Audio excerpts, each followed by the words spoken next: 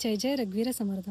आता लवकरच अधिक महिन्याला सुरुवात होत आहे आणि या अधिक महिन्यामध्ये तुम्हाला जर दत्तगुरूंची तुमच्या कृपादृष्टी राहावी असं वाटत असेल आणि सर्व संकटातून जर मुक्तता करून घ्यायची असेल तर तुम्ही नक्कीच दत्तगुरूंच्या दत्तकवचाचे पठण या अधिक महिन्यामध्ये करू शकता. याचे आपल्याला अनेक लाभ आहेत. त्यातील सर्वात पहिला आणि महत्त्वाचा लाभ म्हणजे आपल्या मनामध्ये जी काही नकारात्मक ऊर्जा असते ती नाहीशी होते आणि आपल्यामध्ये सकारात्मक बदल घडायला सुरुवात होते. तसेच आपली काही कामे रखडलेली असतील किंवा एखाद्या गोष्टीची आपल्याला जर भीती वाटत असेल किंवा आपल्यावर काही संकटे असतील तर ती संकटे दत्तगुरूंच्या कृपेने नाहीशी होतात. आपण जर या कवचाचे पठण नियमितपणे केले तर नक्कीच दत्तगुरूंची आपल्यावर कृपादृष्टी होते आणि आपली सर्व संकटातून मुक्तता होते. त्यामुळे सर्वांनी या अधिक महिन्यामध्ये नक्कीच दत्तगुरूंच्या या दत्तकवचाचे पठण करा.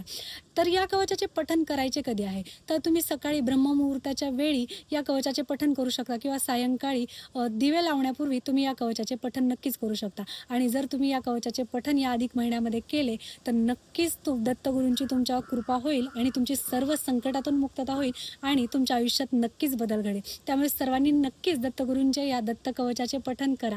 जय जय रघुवीर समर्थ.